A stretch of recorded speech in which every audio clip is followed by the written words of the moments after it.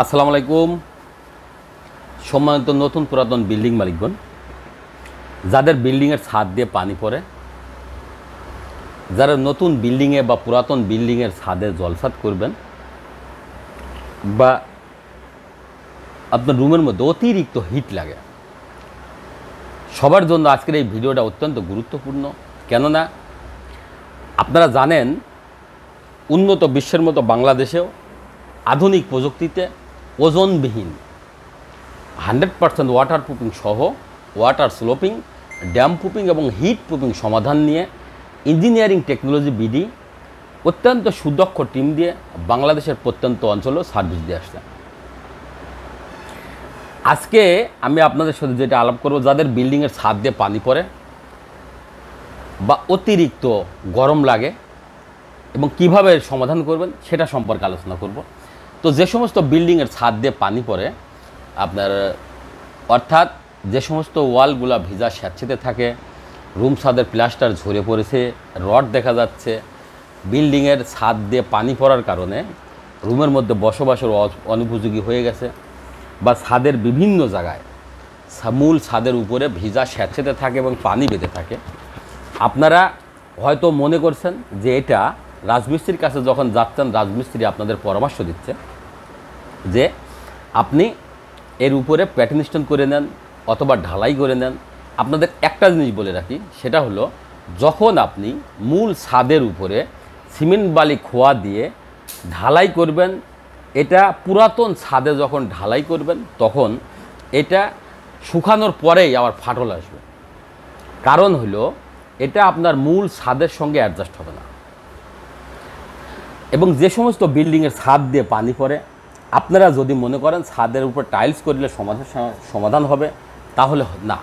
কারণ হলো এইগুলো এমনিতেই আপনার পুরাতন বিল্ডিং, তারপরেও যদি আপনি ছাদের উপরে টাইলস করেন বা প্যাটার্ন স্টোন করেন, আপনার অতিরিক্ত লোডে একসময় ছাদটা ঝুলে পড়তে পারে এবং টাইলসের পুটিংটা শুকানোর পরেই আপনার বিল্ডিংয়ের ছাদ দিয়ে আবার পানি পড়বে। টাইলসের পুটিং শুকাতে সর্বোচ্চ 1 মাস সময় লাগবে।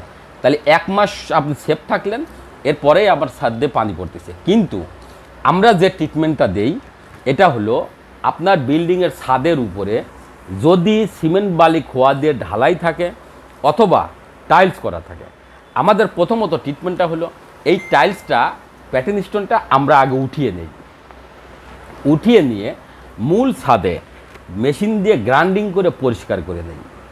গ্রাইন্ডিং করে পরিষ্কার করার পর ছাদের যে কিছু সূক্ষ্ম ছিদ্র বা ফাটল থাকে সেইগুলা আমরা আগে শনাক্ত করে নেই। শনাক্ত করার পর টোটাল ছাদ 100% ওয়াটার প্রুফিং করে আমরা ওয়াটার প্রুফিং নিশ্চিত করি। এরপরে ছাদের যে ফাটলগুলো থাকে সেই ফাটলগুলা ইউএস থেকে আমদানিকৃত একটা সিলিকন, যেটা রাবার অত্যন্ত ফ্লেক্সিবল কেমিক্যাল, জয়েন্ট প্লার যেটা নাম, ওইটা দিয়ে আমরা ওই জয়েন্ট ফাটলগুলোকে রিপেয়ারিং করে নিই। রিপেয়ারিং করার পরে এর পরবর্তীতে আবার ওয়াটার প্রুফিং করি। আবার ওয়াটার প্রুফিং করার পর এর পরবর্তীতে আসেন হলো যে সমস্ত বিল্ডিংয়ের ছাদগুলাতে পানি বেঁধে থাকে বা উঁচা দুপা আছে, উঁচা নিচু আছে, সেই সমস্ত কাজগুলা আমরা 100% ওয়াটার স্লোপিং নিশ্চিত করি।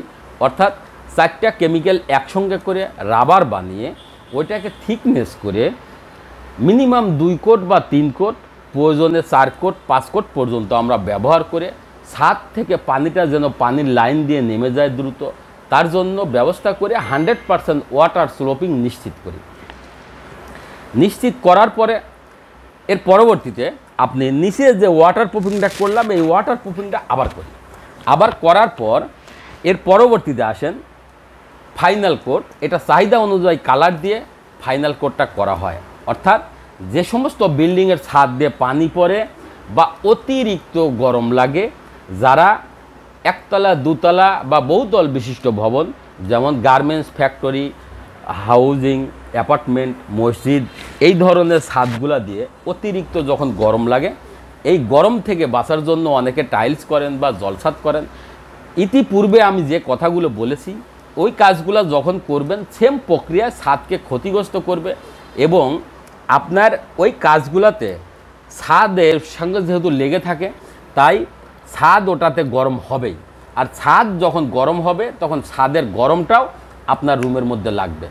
তাই আমাদের যে টেকনোলজিটা, এটাতে আমরা যখন ওয়াটার প্রুফিং নিশ্চিত করার পরে আমরা ফাইনাল কোটে যখন আসি, যদি হোয়াইট কালার দিয়ে আমরা ফিনিশিং করি, তাহলে আপনি নিশ্চিত ধরে রাখবেন আপনার রুমের মধ্যে শুধুমাত্র জানালা দিয়ে যে গরমটা আসে এবং ওয়ালের যে গরমটা আসে, এই গরমের বাইরে আর কোনো গরম লাগবে না। অর্থাৎ আপনার ভ্যাপসা যে গরমটা রাত্রি 12টা 1টা 2টো পর্যন্ত যেটা লাগে, সেই গরম থেকে আপনি মুক্ত হবেন। দ্বিতীয়ত, আপনি এখানে জলছাদের বিকল্প একটি কাজ পেলেন, যেটার উপরে হাঁটা চলাফেরা সকল ধরনের কাজকাম আপনি স্বাভাবিক মাত্রায় করতে পারলেন। এর পরবর্তীতে যদি কেউ ছাদ বাগান করেন, ছাদ বাগান করলেও অত্যন্ত আস্থার সহিত এবং বিশ্বাসের সহিত দেখতে সুন্দর লাগবে।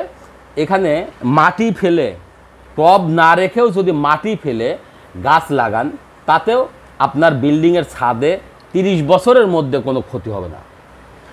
পরবর্তীতে যদি আপনি বাসায় কোনো বড় প্রোগ্রাম করেন, যেমন যে কোনো অনুষ্ঠান করেন, আপনার লোকজনের সমাগম করেন, যদি আপনার ছাদে আপনি এই কাজগুলো করেন, অনুষ্ঠান করেন, তাহলে দেখতেও ভালো লাগবে, চলাফেরা সব কিছু স্বাভাবিক মাত্রায় করতে পারবেন। এবং আপনি এটাতে ব্যবহার করতে পারবেন যে কোনো বাসা বাড়িতে বা গার্মেন্টস ফ্যাক্টরি, টেক্সটাইল মিল, কলকারখানাতে এবং মসজিদ বা একাধিক যে কোনো বিল্ডিং, যারা একতলা 2তলা বা বহুতল বিশিষ্ট ভবনের টপ ফ্লোরে অবস্থান করেন, সকল বিল্ডিংয়ের জন্য এই কাজটি প্রযোজ্য এবং অত্যন্ত কম খরচে, স্বল্প সময়ের মধ্যে, কম সংখ্যক লোক দ্বারা আপনি এটা সমাধান করতে পারবেন। শুধুমাত্র ইঞ্জিনিয়ারিং টেকনোলজি বিডি বাংলাদেশের প্রত্যন্ত অঞ্চলেই সার্ভিস দিয়ে আসছে। আপনারা কাজ বা পরামর্শের জন্য অবশ্যই যোগাযোগ করুন ইঞ্জিনিয়ারিং টেকনোলজি বিডি, মোবাইল 01712223213, 01713740034। এছাড়াও আমাদের engineering technology BD YouTube channel আছে, engineering technology BD Facebook page আছে, ওয়েবসাইট আছে। সেখানে আপনারা নিয়মিত আপডেট পেতে অবশ্যই বেশি বেশি লাইক, কমেন্ট, শেয়ার করবেন। আবারও দেখা হবে পরবর্তী কোনো ছাদে। সে পর্যন্ত আপনাদের সার্বিক সুস্থতা এবং মঙ্গল কামনা করে আজকের মতো এখানেই বিদায়।